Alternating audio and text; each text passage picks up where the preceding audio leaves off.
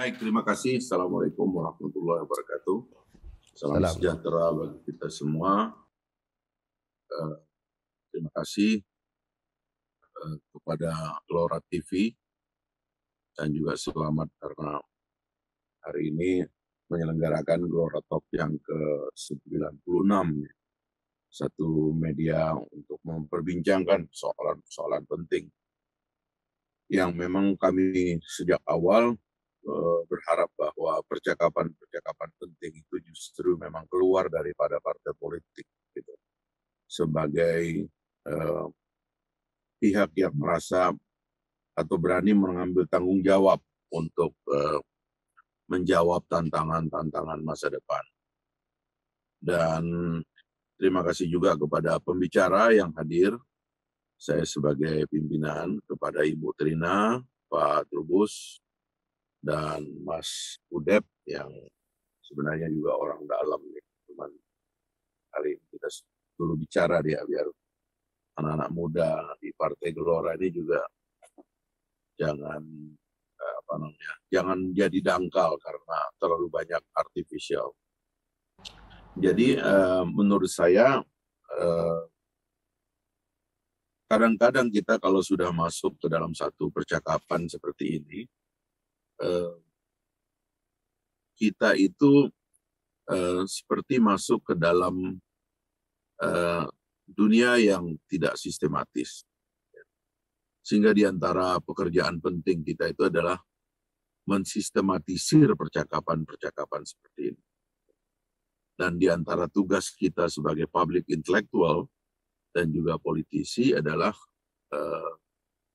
ya itu tadi, mensistematisir bagaimana agar topik ini menjadi concern semua orang, perhatian banyak orang, dan bahan pikiran dari banyak orang.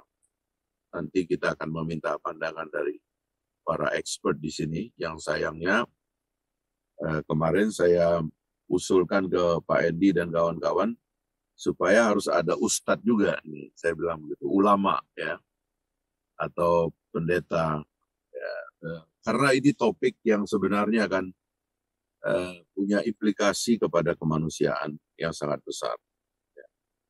Sekarang ini terutama percakapan-percakapan serius di Barat itu, kelahiran artificial intelligence itu dianggap sebagai kelahiran agama baru, sehingga mereka mengatakan bahwa artificial intelligence itu akan membuat kitab sucinya sendiri dan seterusnya.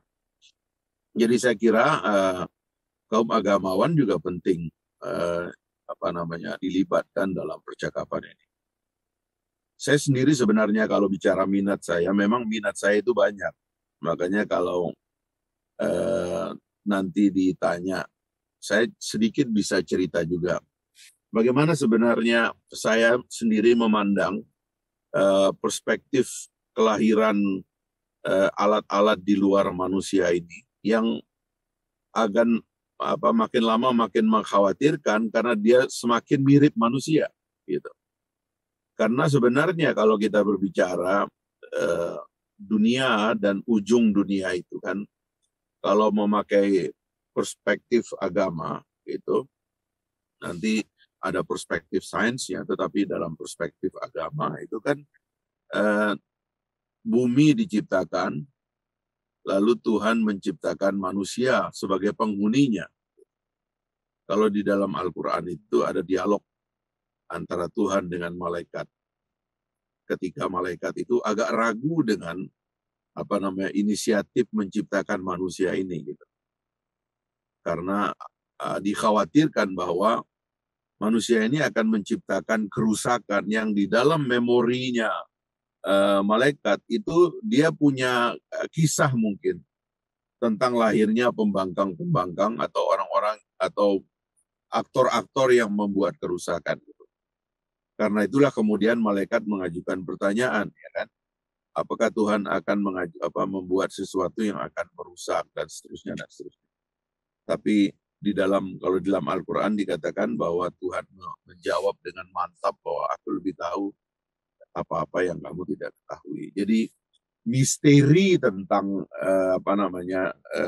lahirnya manusia ke atas muka bumi ini sendiri adalah sesuatu yang dijawab ya, secara mantap, dan akhirnya lahirlah manusia di atas muka bumi ini yang telah menghuni dunia ini ribuan tahun lamanya dengan berbagai pengalaman sejarah dan kehidupannya. Nah, manusia itu kemudian di tengah jalan rupanya mengembangkan dalil-dalil sains atau yang di dalam agama disebut dengan ayat-ayat kauniyah gitu. Jadi sains itu tidak dianggap sebagai satu kontradiksi dengan agama. Memang pernah agama membenci sains, tapi pada akhirnya agama dan sains itu dianggap oleh manusia sebagai dua hal yang bisa datang bersamaan. Sehingga waktu dulu sains mengubah otot manusia dengan robot, itu manusia menerimanya gitu. Dan faktanya bahwa robot itu bisa mengerjakan sesuatu yang lebih besar dari yang mampu dikerjakan oleh tangan manusia sendiri. Ya, robot lebih bisa melakukan otomatisasi, ya, yaitu tadi mengganti otot. Kemampuan kita memikul barang mungkin 50 kilo, 100 kilo, tapi bisa robot mengangkat barang berton-ton, sehingga kemudian ada banyak pekerjaan yang bisa dilakukan untuk kepentingan manusia. Ya tentu di awal-awal terjadi disrupsi karena juga kelahiran robot juga menciptakan unemployment yang cukup serius ya di negara-negara industri khususnya gitu. Nah, tapi kemudian manusia beradaptasi dengan itu. Di tengah jalan muncul disrupsi berikutnya, ya kan, teknologi-teknologi lanjutan yang diproduksi oleh revolusi industri yang kemudian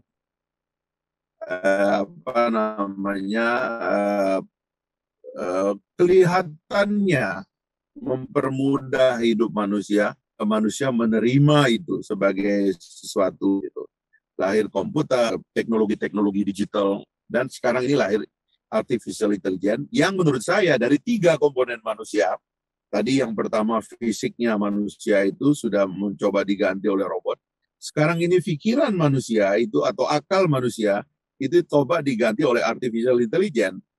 Dan ini adalah the next disruption gitu. Manusia kaget bahwa ternyata manusia bisa menciptakan artificial intelligence yang kemampuan sehingga peran manusia yang hilang di masa yang akan datang. Artificial intelligence merangkum kalau dokter-dokter belajar di Fakultas Kedokteran UI misalnya kayak gitu cuma 5 tahun, dia cuma merekam kasus medik ya selama 5 tahun itu, dan kemampuan merekam manusia kan sangat terbatas gitu.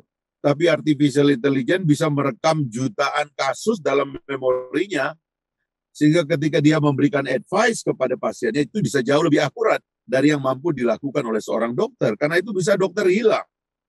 Saya punya istri dokter bedah, kalau dia sekarang ini robot juga sudah mulai melakukan pembedahan. Kalau pembedahan itu dimasukkan artificial intelligence dengan kapasitas memory case yang jutaan itu, orang lebih akan percaya kepada robot untuk mengoperate badannya daripada kepada manusia.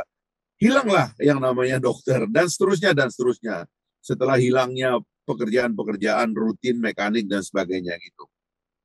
Jadi kelahiran akal baru ini, itu yang dianggap sebagai disrupsi dan mengancam.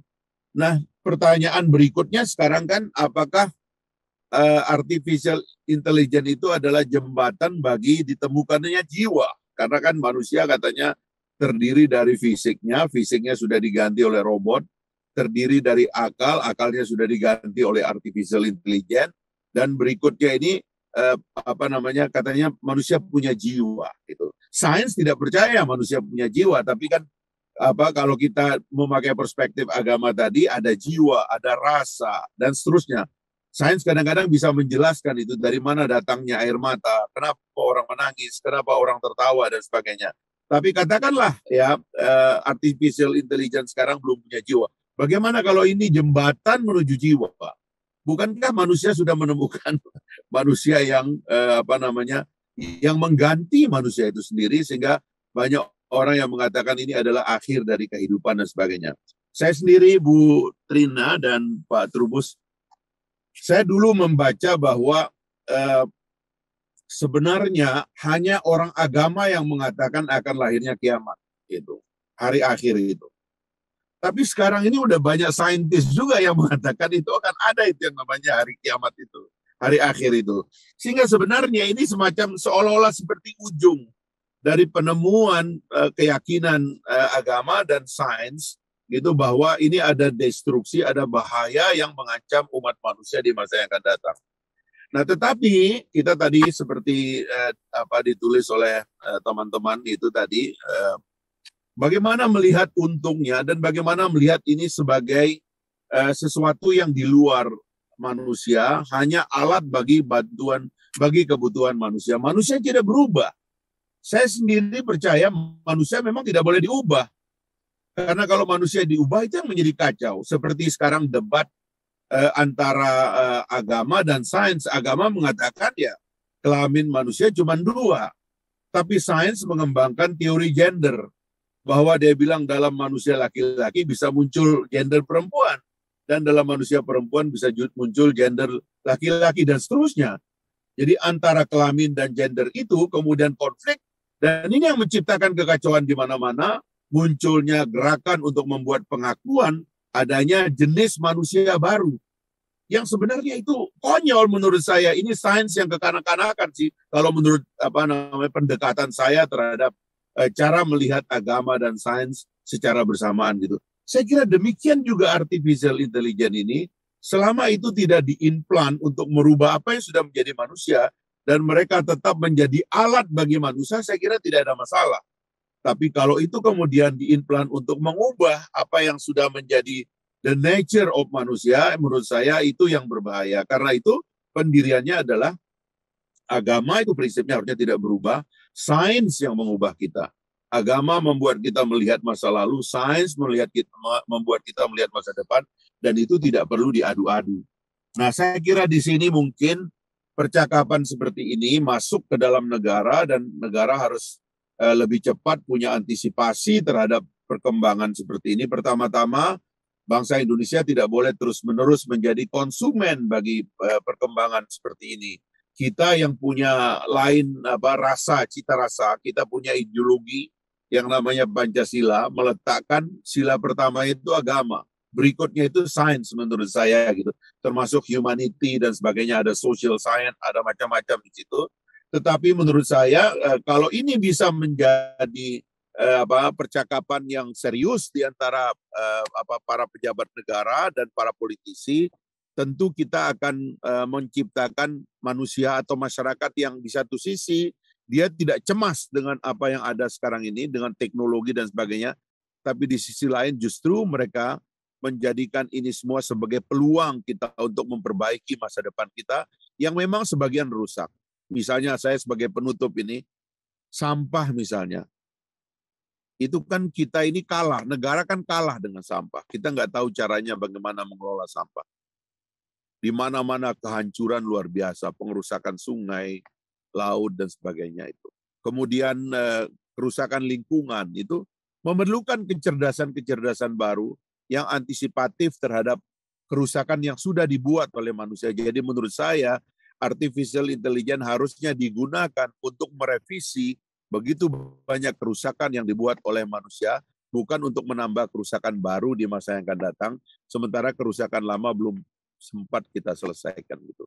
Saya kira itu sebagai pengantar Pak Endi. Saya mungkin agak makro karena memang nanti para ahli kita yang akan berbicara lebih teknis. Saya akan mengamati sambil kerja nih nanti, mudah-mudahan kita bisa ngambil beberapa kesimpulan dengan teman-teman media yang ada di sini. Terima kasih banyak sekali lagi atas kehadiran para pembicara, Ibu Trina, Pak Trubus, dan Mas Udep, dan kawan-kawan. Sampai ketemu lagi. Assalamualaikum warahmatullahi wabarakatuh. Ya, pertama-tama saya terima kasih kepada para pembicara dan juga Bang Endi, Mas Udep. Saya kira ini adalah diskusi berat yang tidak bisa dibikin ringkas dan ringan. Gitu. Nanti mungkin Trina kalau berkenan mengundang kita pandangan partai-partai politik tentang artificial intelligence dan masa depan umat manusia atau masa depan agama, ya nanti kita bisa hadir untuk memaparkan proposal komprehensif ya dari Partai Gelora untuk menjawab problem-problem ini. Kalau menurut saya kehadiran partai politik dan pemimpin secara umum itu harus menjadi yang menjawab kegamangan dan kegelisahan umum tentang masa depan kita. Sayangnya, ini saya sebenarnya punya pandangan banyak tentang BRIN misalnya. Itu para politisi tidak mantap itu meletakkan pilar-pilar inti dari peradaban umat manusia itu dalam satu kerangka yang positif gitu. Kita ini masih punya kontra naratif yang sangat banyak. Kita ini masih mengadu domba antara agama dan sains. Kita ini masih bertengkar antara budaya dengan ilmu pengetahuan. Kita ini masih banyak sekali mempertentangkan hal-hal yang sebenarnya harusnya diselesaikan gitu. Soal apakah sains itu harus dalam komando negara, bagaimana nasib peneliti, ya kan? Apakah peneliti itu juga merangkap sebagai pejabat akademik atau apa? Itu di kita ini banyak sekali yang belum selesai. Gitu. Sayang sekali itu. Tapi memang ya kita sebagai politisi harus punya frame yang clear dari awal, proposal yang jelas dari awal. Dan salah satu kesuksesan politisi itu adalah kalau para peneliti dan akademiknya itu menjadi outspoken, menjadi berani bicara, berani mengajukan proposal, berani menentang politisi, berani menentang otoritas. Nah, otoritas ini yang saya kira sekarang ini agak kurang itu ya. Saya juga melihat perkembangan belakangan ini di mana komentator-komentator semula jadi yang lahir cuman karena tidak belajar secara akademik lah. Itu kadang-kadang mendominasi pernyataan dan opini, sementara para akademisi, orang-orang yang duduk riset di belakang layar, itu tidak punya mekanisme untuk mengintervensi public education yang baik begitu. Nah ini saya kira banyak sekali PR kita dalam hal ini, karena itu ya kami hanya bisa memancing di tahap ini. Mungkin teman-teman di BRIN atau di lembaga-lembaga pendidikan lainnya, universitas dan sebagainya perlu memfasilitasi percakapan yang serius tentang ini. Tentang saya kalau saya lihat soal artificial intelligence, jangankan di Indonesia, ya di negara-negara seperti Amerika dan sebagainya itu, apalagi kebetulan kayak Amerika itu kedua-dua pemimpinnya ini kan yang akan jadi dengan yang sekarang ada itu kelihatannya kayak orang kolot banget gitu, orang tua banget gitu, yang nggak paham ini dunia teknologi terbaru ini. Nah, saya kira ini kesempatan Indonesia untuk mungkin istilahnya mendaur ulang ya, literasi bangsa kita ini, sehingga kesadaran saintifiknya itu lebih kuat, sehingga kita betul-betul bisa tumbuh menjadi bangsa yang punya kapasitas lah untuk menghadapi masa depan. Nah inilah yang menjadi proyek besar dari Partai Gelora. Kita ingin membuat revolusi pendidikan, dan karena itulah mungkin kerjasama dengan para akademisi sangat diperlukan di masa yang akan datang. Itu Pak Hendi.